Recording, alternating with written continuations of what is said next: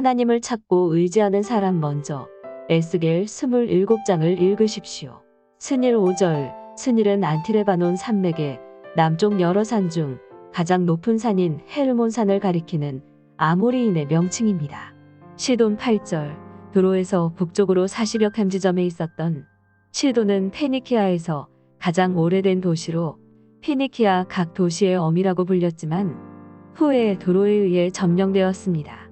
아르와 8절. 페니키아의 최북단에 위치한 섬으로 현재는 레바논의 루아드룰입니다. 그발 9절. 그발은 도로의 주요 항구 도시 중 하나였으며 현재 베이루트와 트리폴리 사이에 위치하고 있습니다. 야완과 두발과 메섹 13절. 이들은 모두 야벳의 후손들입니다. 야완은 헬라 남부의 이오니아 지방에 거주하는 헬라인들을, 두발과 메섹은 현재 흑해와 카스파이에 사이의 산악 지역에서 거주하였던 족속들을 지칭합니다. 도갈마 14절. 이 족속은 야벳의 아들인 고멜의 아들 도길마의 후손들로 기록되어 있습니다. 창 13. 에스겔은 이 족속을 곡과 마곡의 전쟁을 일으킬 것으로 예언된 북방 민족의 왕인 곡의 동맹군으로 기록하고 있습니다.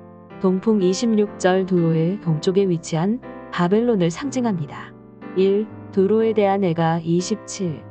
1에서 24에가는 사랑하는 가족이나 친구가 죽었을 때 부르는 노래입니다. 하나님은 에스겔에게 도로에 대한 애가를 지으라고 하십니다. 이는 하나님의 도로에 대한 심판을 정당화하는 내용을 담고 있습니다. 도로의 지정학적 위치는 완벽했습니다.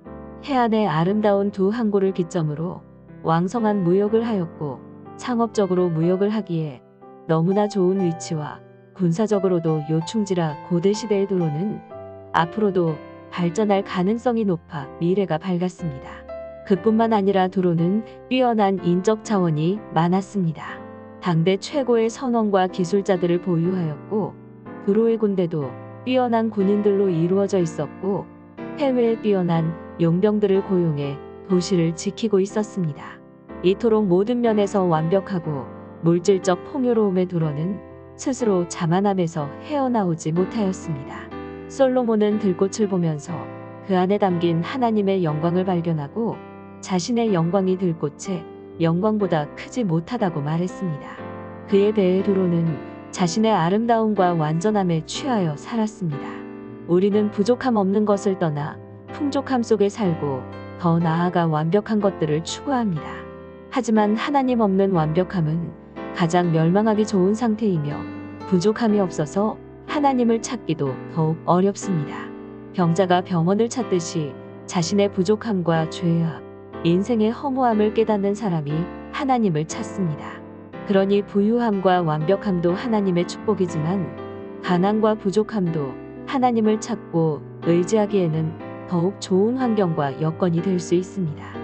우리의 부유함과 풍성함을 하나님의 축복으로 여겨 감사를 드리고 가난함과 부족함도 우리로 하여 하나님을 더욱 찾고 의지하는 원동력으로 여겨 어떠한 처지에 있든지 하나님께 감사드립시다. 2. 자초된 배 도로 27, 25에서 36 도로는 스스로 이제 더 큰 부귀영화를 위해 도약하고자 하였습니다. 정치적으로나 경제적으로나 스스로 더 큰 바다로 나가야 한다고 여겼습니다. 이러한 도로의 교만과 부와 영광으로 인한 자만은 결국 동풍을 만나 침몰하는 배와 같이 멸망합니다. 도로가 가장 자신 있어 하던 바다에서 멸망당하는 것은 도로가 자랑하던 견고한 성에서 멸망할 것과 믿고 있던 든든한 부와 세력에도 불구하고 파멸할 것을 의미합니다. 35절 말씀에 섬의 주민들이 놀라는 것은 도로라는 강성한 나라의 갑작스러운 파멸 때문이고 왕들이 놀라는 것은 자신들에게도 닥치게 될 침공과 멸망에 대한 공포 때문입니다. 어느 누가 생각해도 도로는 쉽게 멸망할 나라가 아니었던 것입니다. 모두가 나를 인정해주는 것 같고 이제는 모든 것이 풍족하여 겸손할 필요가 없다고 여길 때를 조심해야 합니다. 교만은 하나님을 멸시하고 대적하는 죄이며 악한 영의 가장 대표적인 특징입니다. 하나님께 받은 은혜와 축복이 많을수록 사람들의 인정을 받고 소유가 늘어날수록 우리는 더욱 자신을 겸손으로 담금질하고 하나님께 나는 아무것도 아닙니다. 라는 고백을 진심으로 드릴 수 있어야 합니다.